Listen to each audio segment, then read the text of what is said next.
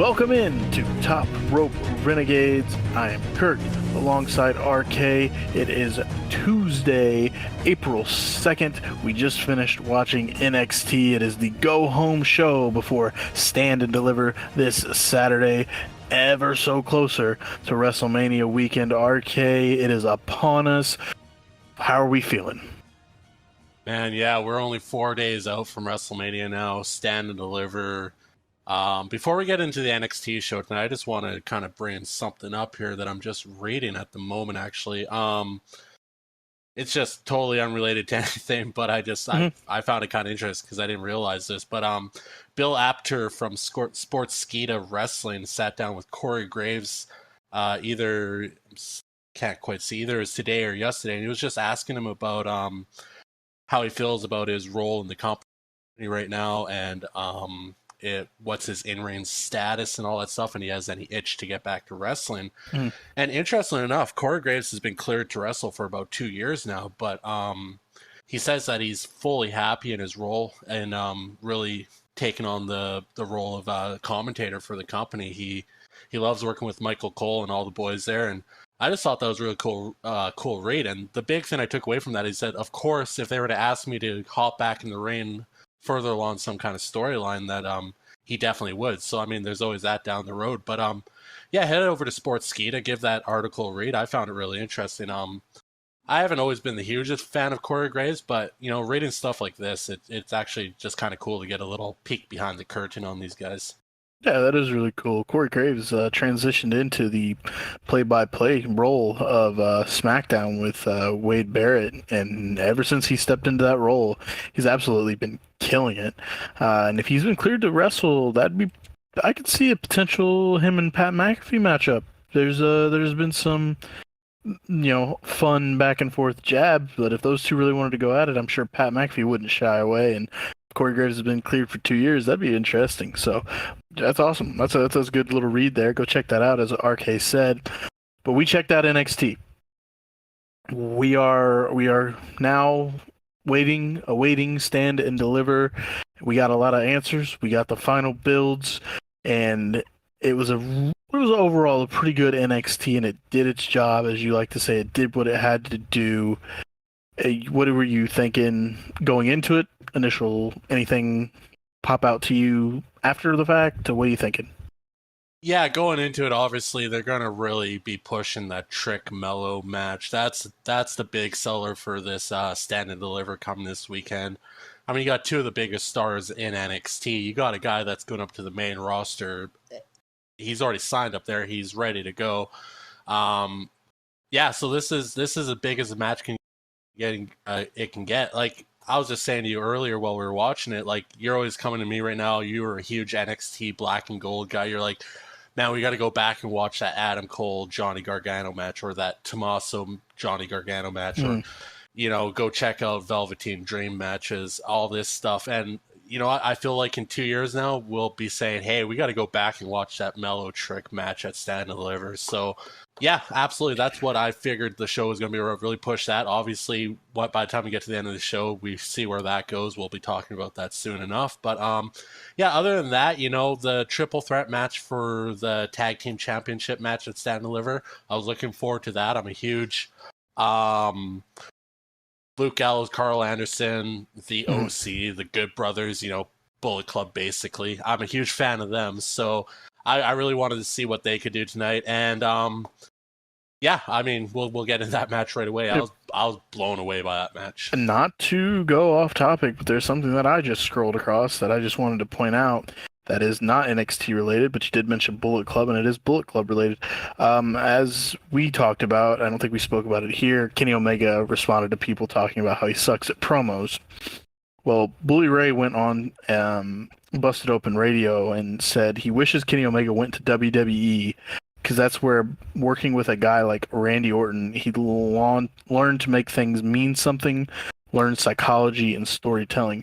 Kenny Omega actually responded to this on Twitter by saying, I learn something almost every day I'm at a venue. Even the tiniest of details can make a difference. There is no doubt in my mind that with someone as unique and successful as Randy Orton, I'd have plenty to learn, absorb, and apply. This is facts. That's a humble response from Kenny Omega. I love that response, and he's not wrong. Not wrong at 100%. all. Kenny Omega knows the industry. He knows the guys that are quote unquote needle movers. Randy Orton's a legend in the business. Of course, Kenny's going to show Randy the respect that he deserves. I'm sure Randy would reciprocate that 100% towards Kenny. Going to what Bully Ray said about Kenny, I mean, Kenny may or may not cut the best promos per se, Hmm. but the guy can tell a story in the ring with his matches, with his movements. Everything's calculated. He works with the fans so well. If he can't cut a good promo, then I don't know what he's doing in the ring, because he's telling a story with every move in a match. Yeah, so there we go. We both had little off-topic stories that I just so happened to open up Twitter and see that one after you did yours. So I was like, that's interesting. Let's talk about Kenny Omega because we do really appreciate Kenny Omega on this podcast. Let's dive into it. Match number 1 on the night, Axiom and Nathan Frazier taking on the Good Brothers, Machine Gun Carl Anderson and Luke Gallows versus the World Order, Cruz Del Toro and Joaquin Wilde. This is the number 1 contender match to see who will face the Wolf Dogs at Stand and Deliver. This was a damn good match. Frazier and Axiom are so fast and so good. The Good Brothers are calculated and smart. They've done this for a long time. The LWO, De La Torre, and Wild, they're also just athletic and fast, and I thought it was a really good paced match. And there was something that you brought up that you had never seen before, with this being a triple threat, basically, tag team match. Yeah, no, it was different because starting the match, typical triple threats, fatal 4-way tag team matches, from what we've seen in the past, it's one member, 2 guys in the ring, one member from one team, one member from another team. I mean, there's a time when Kofi and Xavier from the same team were in the ring and they tried to pull a fast one to win the title. I still love that spot. But yeah, one member from each team was in the ring and basically made it like a triple threat singles match during the tag match. And I thought that was really cool. I had quote, tell me if I'm wrong, guys, but I mean, I don't think I've ever seen that before, but I could be completely wrong. It's probably definitely, I would imagine it's had to have happened before, but I've just never seen it, and I thought it was really cool how they did that. It was really interesting. This match was, of course, full of the big athletic spots from LWO and Axiom and Frazier. We had a nice spot with Axiom hitting a Spanish fly, a super Spanish fly off the top rope on Wild to a kickout. A big DDT on Gallows that ends up being a close fall with everybody breaking up. Everybody ends up on the floor. All the high flyers hit their spots. We get back into the ring. And it's Nathan Frazier going for a Phoenix Splash on Carl Anderson. He rolls away. They hit the Magic Killer, but then Axiom comes in with a super kick to save the day. Frazier and Axiom press the issue and end up coming out on top with a 450 splash from Frazier on Cruz De La Toro. Axiom and Nathan Frazier getting the win. I thought it was going to be the Good Brothers. I truly did, but I am not upset about this result. Yeah, color me dumb, whatever other words you want to use for me not having any clue, but Axiom and Frazier, wow, just wow. Like, they looked amazing. That springboard moonsault into the headlock, I was just like, what the hell just happened? I mean, Axiom had the Suicida. Cruz, Del Toro, and Joaquin, crazy moves. Anderson had a senton plancha. Yep. Wild with his assisted slingshot DDT. I mean, we could talk about every big spot in that match for hours. They were huge moves in the match. The outcome, a little surprising. I kind of figured, the OC would take it on that one, but it makes sense. We're down in NXT. These guys are down there to give their knowledge of the wrestling industry to the next superstars of the world wrestling entertainment, and professional wrestling all around. But yeah, overall, I mean, blown away by Axiom and Frazier. Absolutely blown away. And LWO, I mean, they already got a big match coming up this weekend as it is. Yeah. They're going to be in the corner watching Ray and Dragon Lee take on Dom and Santos. So they're busy this weekend. It is. So I mean, they're not missing out on anything. But yeah, this tag team match this weekend, it could be huge. It could be a great match. It's going to be pretty big. They do get a little promo where Nathan Frazier says they have not slowed down since starting their team. Now they're headed for Stand and Deliver to be the new tag team champions. They get a little stare down with the Wolf Dogs who are standing above them high on the little platform. And then we get, for some reason, we get a Lexis King promo. This did not hit with me, I will be honest. I think Lexis King is good. I think there's charisma there. But I wasn't really sold on this promo about Von Wagner and Mr. Stone. Yeah, I've said it before. I'll say it again.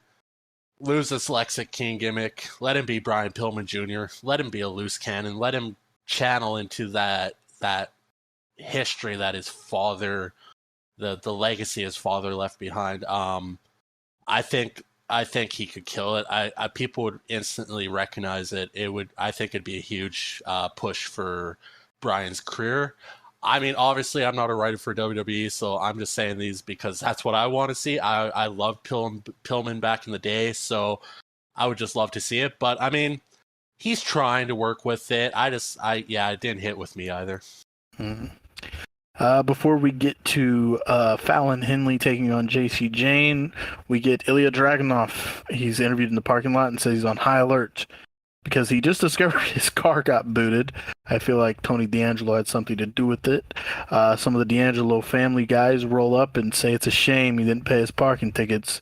Ordered him to get in the car, saying he doesn't want to keep the Don waiting. I was trying to do a little bit of an impression of them right there. I don't know how that went over for you.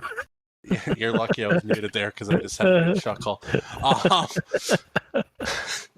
gonna try it later, so just hold on. Oh, I know. There's 2 more chances for you to try. No, they're just trying to build they're trying to build something up between Tony and Ilya here. I don't know if Tony's that guy. I do enjoy these little moments of cinema that WWE's having lately, though. They're fun. They're different. They look good. I'm just not feeling this whole rivalry per se. We get Fallon Henley versus JC Jane. This was a pretty quick match, and it ends up setting up what I wasn't expecting, but I'm okay with. Fallon comes out with Thea Hale and Kehlani Jordan. JC Jane comes out with, and honestly, I for some reason am spacing completely the names of who came out with JC Jane. She came out with Izzy Dane, Jasmine Nix, and Kehlani James. Yes, that's what it is. Came out with them, and it was a good match in my opinion. I like the moment where Kehlani Jordan is holding Thea Hale back. By the way, Thea Hale rocking the cowboy hat, supporting Fallon Henley. Thea Hale ready to rock and roll because this match leads us to, and I mean the finish was the finish. There was a little brawl outside. Fallon got involved to help out her friends. Gets into the ring, gets hit by a knee by JC 1, 2, 3. But we end up getting a 6-woman tag match. JC Jane, Izzy Dame, and Kiana James taking on Fallon Henley, Thea Hale, and Kehlani Jordan will be happening at Stand and Deliver. You're a big Thea Hale person. I'm a big Fallon Henley person too. I love Fallon. I love Thea too. This is gonna be a good match. I think they could put on a little show. It'll probably be a quick one, but I think it'll be a good show on Stand and Deliver. A little mid card match. Yeah, there's a lot of young there's a lot of young talent in that match. JC Jane looks good in the ring. That knee was stiff for the win. Oh, she hit that. I was like, oh. I mean, you were like, oh. We were both like, oh. Oh. Anyways, there's a lot of good talent. I mean, you got JC Jane, Izzy Dane, Jasmine Nix, Kehlani James, Thea Hale. Thea Hale looks great in the ring. I love Thea Hale. We know this. Overall, yes, absolutely. It could be a really good match. There's a lot of talent in that ring this coming weekend. So I'm looking forward to that match quite a bit. And then we get to probably the lowest match on the card. Lexis King Von Wagner. Wagner did come out hot, and he was beating the hell out of King.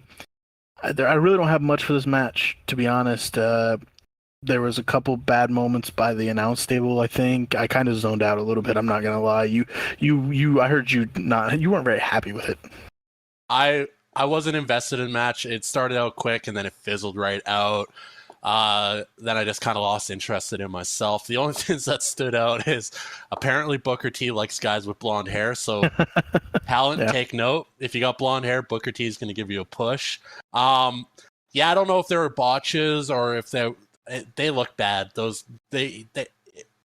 Yeah, Von Wagner tried to put Lexus through the table twice. It didn't work out twice. I don't know what was going on there. Looks like they completely Which abandoned I that. guess in that moment, credit to Lexus because he realized, okay, I'm not going through the table because we can't get it done, and he just hits him with the DDT on the floor. So that was, I mean, he pivoted, I guess. Yeah, I mean, even that DDT didn't look that great. So, I mean, yeah, it could absolutely have been like a last second. Okay, screw it. Let's get a DDT. Let's get back in the ring, get this match finished.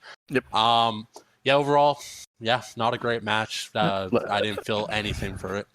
Nope, Lexus King does end up getting the win. We get a little spot. Ava Rain walking in on Carmelo Hayes and his security, and letting him know there's going to be extra security in the ring tonight. Referees will be on hand just in case things goes south. It's a go-home show before a big PLE. Things are going to go south. I do like this spot we get. Natalia's giving Carmen Petrovich a little pep talk. Roxanne Perez rolled up to tell her she doesn't need her or any of her former idols anymore and walks off. I steal this, not steal it, but I love the way Sam Roberts does this on his podcast, where Sam says everything counts. Everything counts in the WWE, and this could be something Roxanne and Talia down the road, maybe. I'm not sure. 100%. Everything does count. The writers are smart in that way to link things together and kind of drop little hints long before a rivalry could start. I could definitely see that happening. Let me just take you back to when Ava was talking to Hayes there. Something interesting is she said she had a chat with the ref to, use his discretion and be a little bit more lenient because she absolutely wants a winner out of this match coming this weekend. So I thought that was kind of cool. They're going to let them go. They're going to let them brawl. Just thought I'd throw that in there. But yes, Carmen Petrovich, this is the first time I'm sure she's been around recently, but this first time I've noticed her. And yeah, she's getting hints from Natalia there. And then Roxanne just talking her shit, and especially towards Natalia, which is kind of crazy. It's further along her, she's her own woman thing now. She's not trying to please anybody except for herself. So I get it. But yeah, no, 100%. I think we're going to see a little Roxanne Natalia battle down the road somewhere. Yep, and we'll get to Roxanne and the NXT Women's Champion Lyra Valkyria later with the sit-down interview with Metaphor. Before we get to the next match, we get Ariana Grace waiting for Georgina. Claire rolls up, and they're talking about her makeover that she's giving Gigi Dolan, not Georgina. I don't think I can call Gigi Dolan Georgina. Don't no. do that again. It doesn't feel right. It is not correct. I was just, hey, I'm a professional. I'm reading the quotes. Just don't. So Rin does defend Gigi and says she already looks great, and pageants aren't about conforming to arbitrary beauty standards. And Ariana takes this the wrong way and says that, are you suggesting I want to change Gigi for the worse? And then they challenge each other, and they are going to have a match later on in the show. I'm interested to see what Gigi we're going to get. If we get it on Stand and Deliver, if she actually goes through with this makeover, because technically that was the stipulation in the match that she lost. So I'm not sure. I'm interested.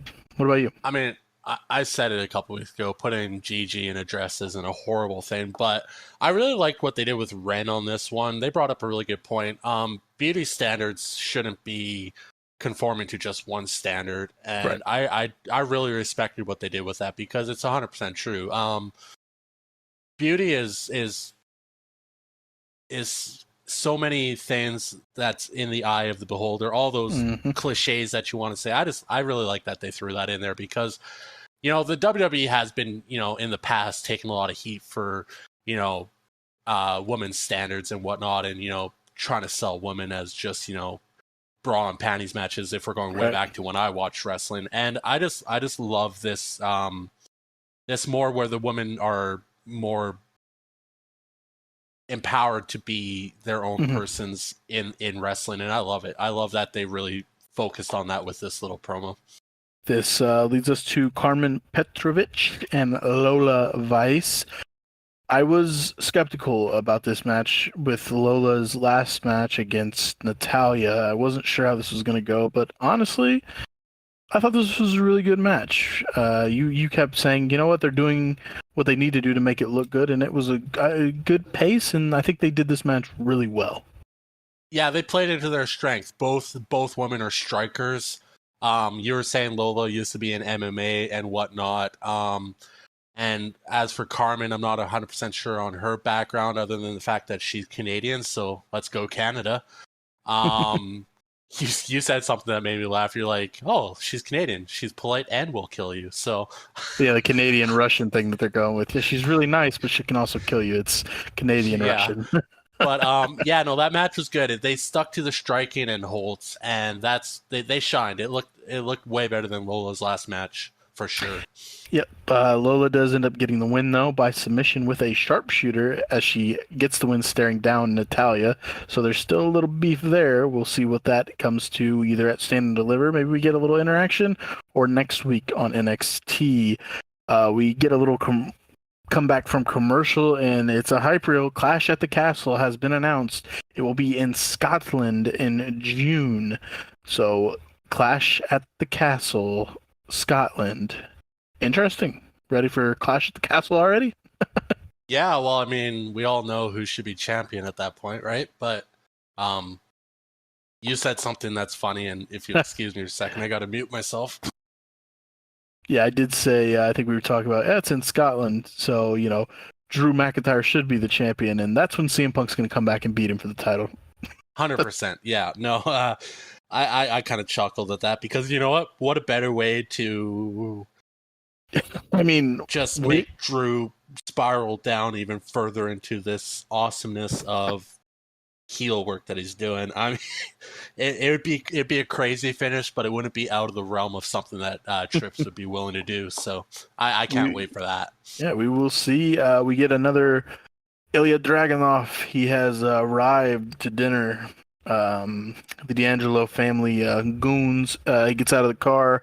Garage door opens up, and there's just some little spots as he's walking through this garage. There's two guys holding some crowbars. One of them showing off with a table saw. Okay. We got another man with a nail gun. I mean, I don't feel know. I feel like Tony was going to offer him an apprenticeship for Right. for He's gonna sit down and be like, I'm like, I don't know if this is supposed to be threatening. I didn't know what to take away from it. There's another guy with a nail gun. Yeah. He does finally sit down at the table set for two. And then we see Rizzo, Stax, and the concierge. I don't know. I don't remember the guy's name. To be honest with you, I didn't pay much attention to him. But Tony D does show up, takes a seat across from him, and it says to be continued. So we will pick that up here in a moment. But we get the Metaphor sessions. Sorry, the Supernova sessions with Metaphor. Roxanne Perez and Lyra Valkyria. This was just the normal, we have a title match coming up promo. I'm going to take it from you because I'm different now. Lyra's the not even plucky, I don't know. The good girl, babyface. Roxanne is a changed woman. She's the bad guy heel. The usual stuff. Just trying to build for that match. Did it build for you at all, or what was your initial reaction? Well, the Supernova sessions ain't no KO show. I'll tell you that much. I don't know. This felt like they were having promo class, but doing it live. I don't know if it's because I'm not really buying into Lyra as being the champion or whatnot. Roxanne Perez looked amazing. I like what Roxanne's doing, but I just don't feel this rivalry. I don't. It might just. I just don't buy Lyra as the champion, so that probably has a lot to do with it. Mm.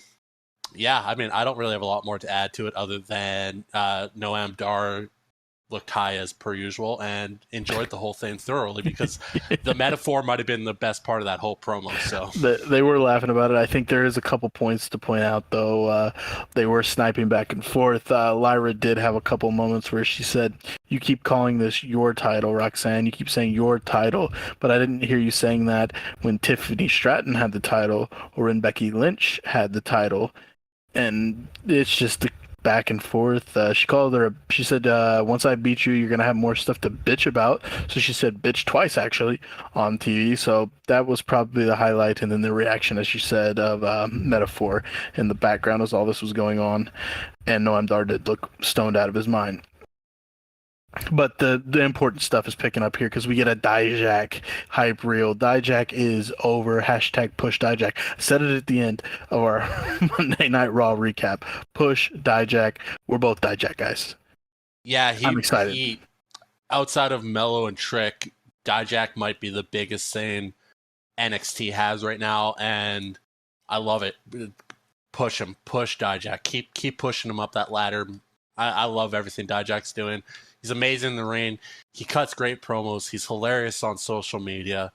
Keep doing what you're doing, man. It's awesome. Mm-hmm. We get a little Obafemi shot watching backstage after that promo hype reel, if that's what you want to call it.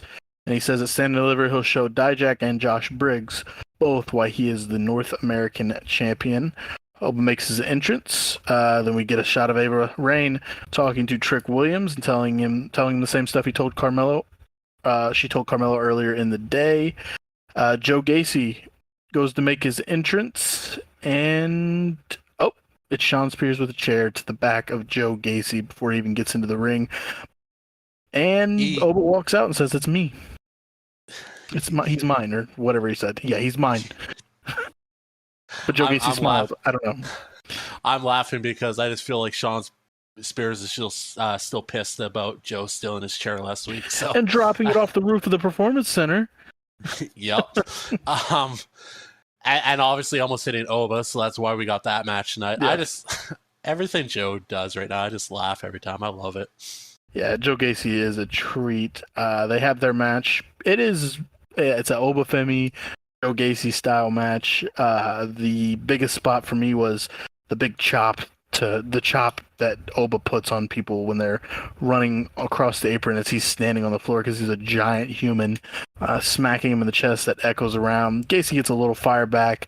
We have a scary moment, and they threw up the X. The ref threw up the X, and then if you watch wrestling, when the referee does throw up the X, that means, okay, stop, there might be a real serious injury here, so we'll have to get it checked up. So officially, Obafemi does win by referee stoppage. They announce it as a no contest, but Obafemi gets the win. They'll paint it as Oba as a big, strong boy, and he hurt Joe Gacy. So that's a little build for Oba going in.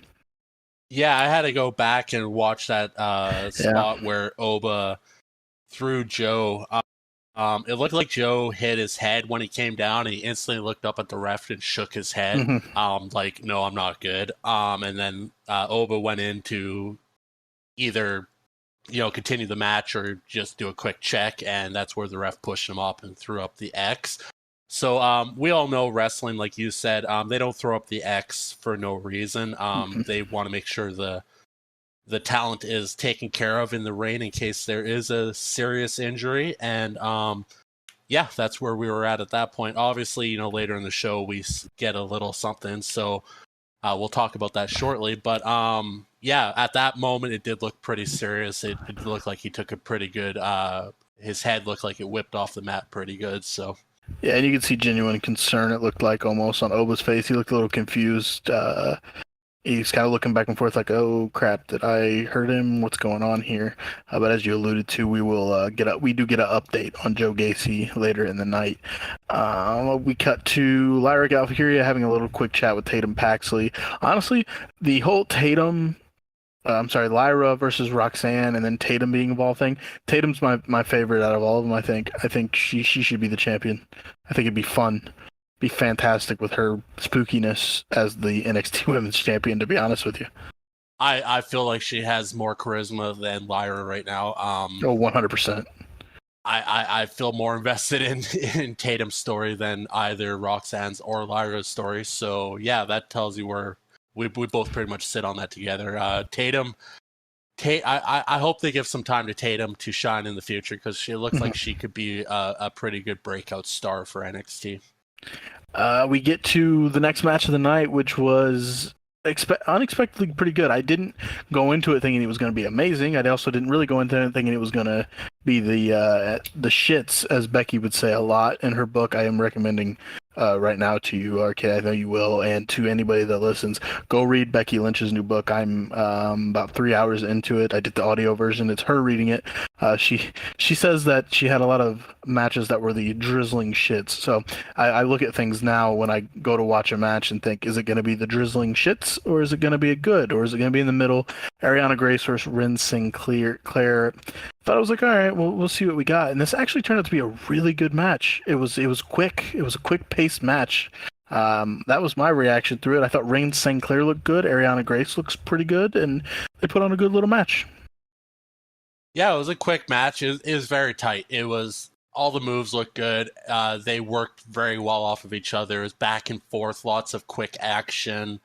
Overall, it was a good looking match. And I mean, that little roll up by Ariana at the end there with the rope assist. That looked pretty. It was overall everything in that match looked good. All the moves were smooth. They're both really good wrestlers.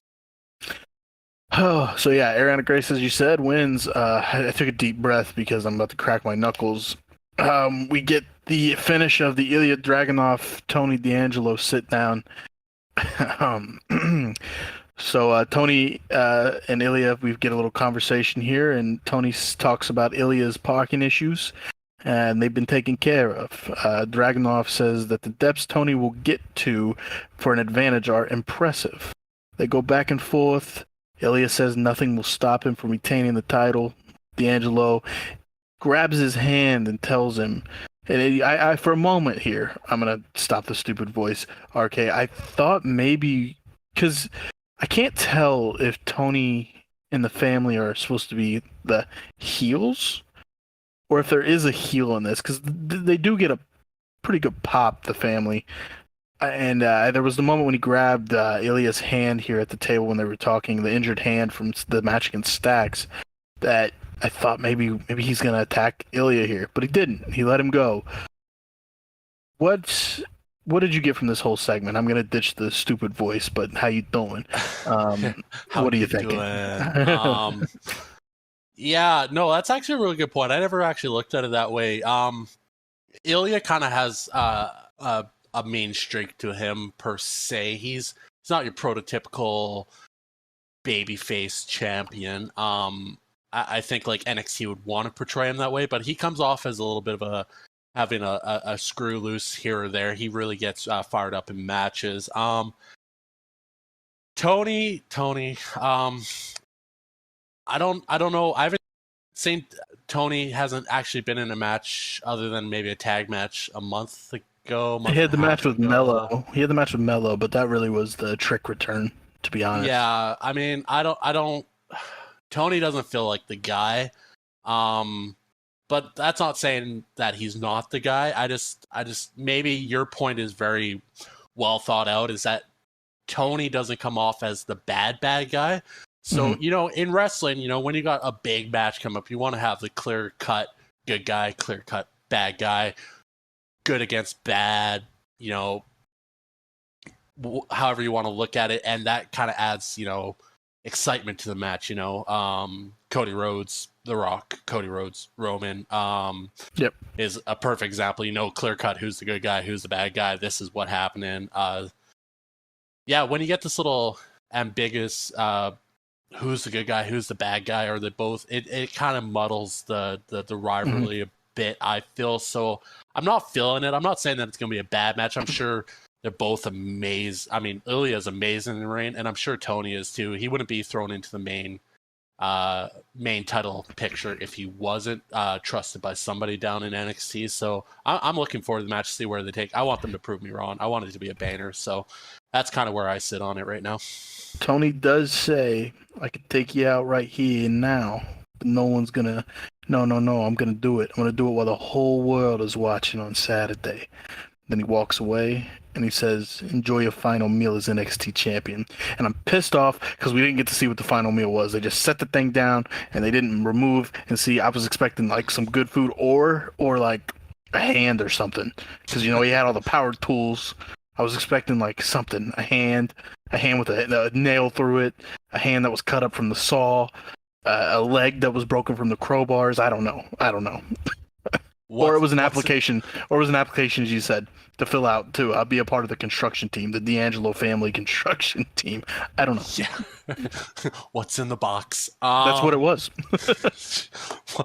Yeah, that I was expecting. That just seems like a weird spot not to reveal what's his final meal, but maybe we'll still see it. Maybe it'll be like a little pre-match thing they throw on. Who knows? But did you enjoy your meal? And it was a hand.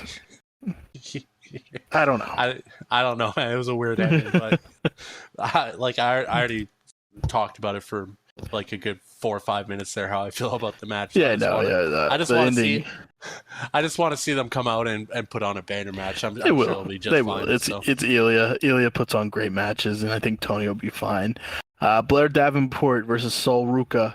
This is a grudge match really for Sol because Davenport cost her 8 to 9 months of her career when she was on fire, and Sol was the hottest prospect in NXT. She surgically repaired knee, and Davenport, being the heel that she is, as we just talked about, the bad guy, takes advantage of the surgically repaired knee, hitting it into steel steps, grabbing it and hitting it off of ropes. We had a spot of Sol Ruca hitting a nice little standing moonsault. She is super athletic.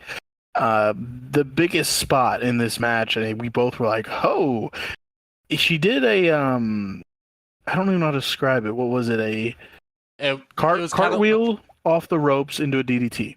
There you go. Yeah, I kind of liken it to the Undertaker's walking the ropes, but with her own flair. So yeah, she did a cartwheel on the top rope from the corner turnbuckle into a snap DDT. Like it was smooth. It looked smooth. Good. It looked really good. Blair does kick out of that, and we both were like, no, that was it. That was the finish. That was so good. Yeah, if she keeps doing that move, she should just make it her finisher because it's so pretty. Yeah, that was Blair does kick out. She goes for the knee again. Sol reverses to a roll-up, a little small package. 1, 2, 3. Sol Ruca gets the win over Blair Davenport. I think the ending, if they were going to give Sol the win, we were right. It should have just been that DDT off the cartwheel. That would have been a good ending. It would have been better than the roll-up. You know how my feelings on roll-ups are, especially when you have 2 of them in one night. Let's just keep it to one a night at most. Yeah, no, I mean, it was a good match. The ending was the ending. Sol Ruca looked really good, though. She's super, super athletic, and I think she has a lot of potential to grow. We get Trick Williams and Carmelo Hayes walking around backstage with their Carmelo's come with a security detail. They've apparently been on opposite sides of the Performance Center all night, and we are building to the face-to-face moment here. Dijak and Josh Briggs run into each other backstage. They talk about how both of them are one of them, I'm gonna win it, you're gonna win it. But Oba walks up and says, "Nuh-uh, I would retain." Who? Ava Raine, super excited, going over the match card on her folder for Stand and Deliver. And we got swerved. RK. I really thought Joe Gacy was hurt, but he crawled up and crawled on her desk, and he said he wants Spears on Saturday, and she says, fine, you can have it. So we do get Shawn Spears, Joe Gacy, Stand and Deliver. I think she said maybe the pre-show part of it. Either or, Joe Gacy's okay. Yeah, I mean, either we got worked, which I'm not 100% sure we did. They don't throw up the X for no reason. Yeah, I agree. He probably just got his bell run, and they just wanted, they cleared him, and then like, okay, let's spin this now. And if that's the case, they spun it in the best way possible because it just makes Casey look like even more of a sociopath. So, I mean, if we're diving deep into it and using our wrestling brains, this match was probably going to happen. But with the throwing up the X thing, they made it look better. In my opinion, this is probably better with Joe Gacy. He's fine, rising from the ashes, crawling to her desk and getting the match. So Joe Gacy, Shawn Spears, Stand and Deliver. Pre-show. I think she did specifically say pre-show. She did say pre-show, so that'll be on the hour before Stand and Mhm. Deliver, which gives everybody even more reason to tune into Tune that in. pre-show because that match is gonna be a banger. Carmelo Hayes and his security entourage make their entrance with a chorus of boos, and then Trick Williams makes his entrance to a bunch to you know what it is. It's whoop that trick. He gets on the mic. Saying it wasn't supposed to be like this. Trick and Melo gang, we were strong.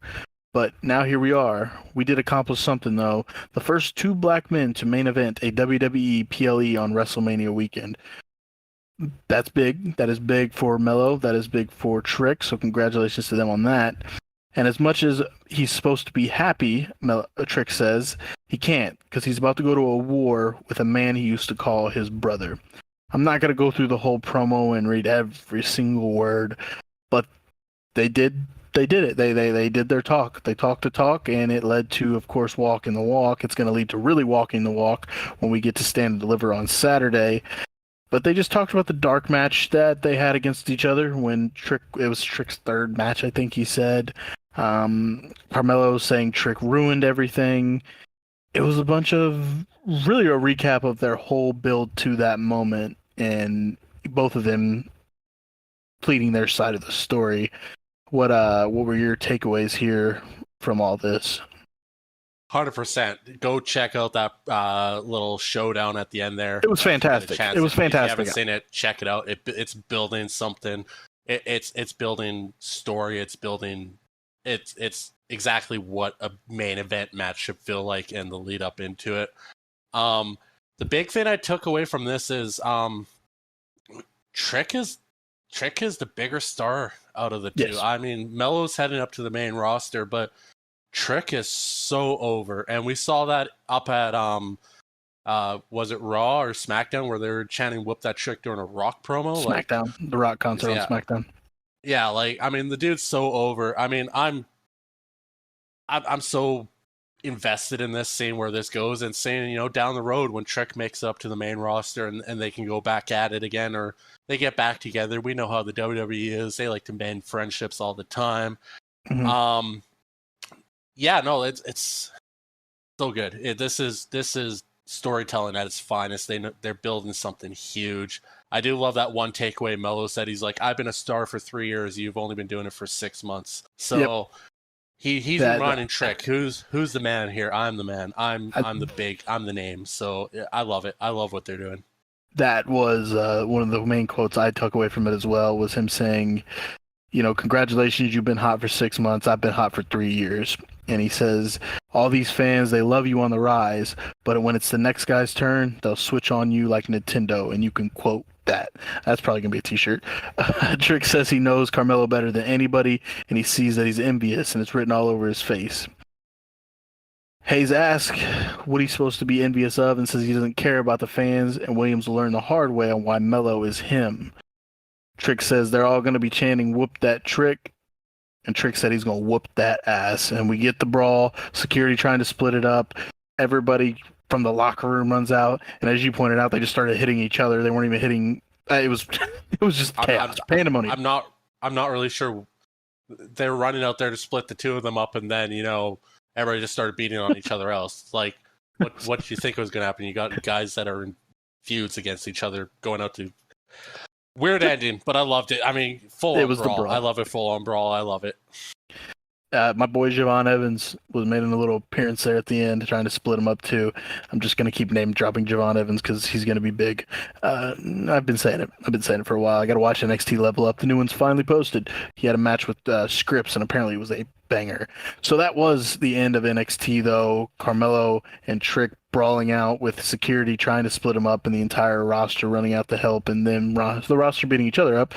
But they do get their moment Saturday, Stand and Deliver. It is the main event, and as people have been saying, it is potentially the biggest main event, the biggest match in NXT history. Carmelo Hayes versus Trick Williams. I think you've said it. This match could steal the weekend. 100% it could. It could be the big. It could It's hard to say it could overshadow Rock, Roman, Cody, but it does have the potential to be the best match on the weekend. You got two absolute mega stars in the ring going at it. They're both talented beyond all belief. I'm expecting, Meltzer won't do it, but I'm already giving it a 5-star match because Hell yeah. I'm just so pumped for this match. This is the match I'm most excited for this weekend. Ooh, I don't know about most excited. I'm very excited for it. I love both of these men in this match. Yeah, I don't know about most Cody's excited. Cody's got to finish his story. I know you love Cody. We get it. I don't know if that, I probably it's probably Cody Roman night 2 because what we get from night 1, it's so much. There's so much going on. Tomorrow AEW Dynamite. I've been contemplating in my head if we're even gonna. I mean, we're gonna watch it, but shit, are we even gonna do a episode on it? I don't know because there's so much. We got a lot of preparing to do for this weekend, and we got some content we want to put out leading up into this weekend. And unless Dynamite's an absolute banner, I don't know where we'll be at tomorrow night, but we'll see what happens. We have prediction videos we have got to put out. NXT Stand and Deliver coming up. We got to make that prediction video.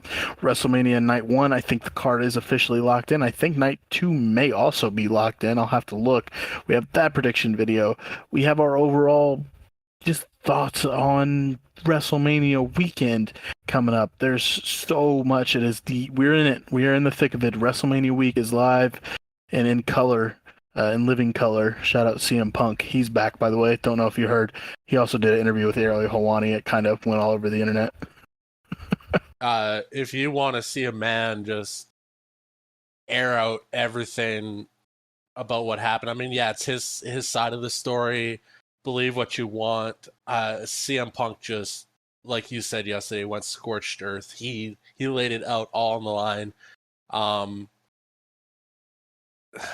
I'm a huge CM Punk fan. I loved it. I think, a lot of the stuff he said rang true about where AEW sits as a company. There's obviously a little bitterness in there itself. We all know CM Punk. Take it as you want. It's a great listen. The man, he airs out all the dirty laundry, and you can really get an insight to what happened if you want to take him at his word for it. That's that. Hell, we can do a whole episode on the CM Punk situation too. But this was the episode for NXT, of course, and Stand and Deliver Saturday noon pre-show match. Gacy, Spears, full card for NXT Stand and Deliver. I got nothing left to say, but I'm ready. I am so ready. WrestleMania weekend is here, RK. You already given things 5 stars. I think we're 5 stars right now, but I don't know. You have to tell me. We're in Tokyo tonight? No. Yeah, man. No, I mean, we all know what people have to say about Meltzer. I don't think he would ever give us 5 stars, but in my mind, we're 5 stars.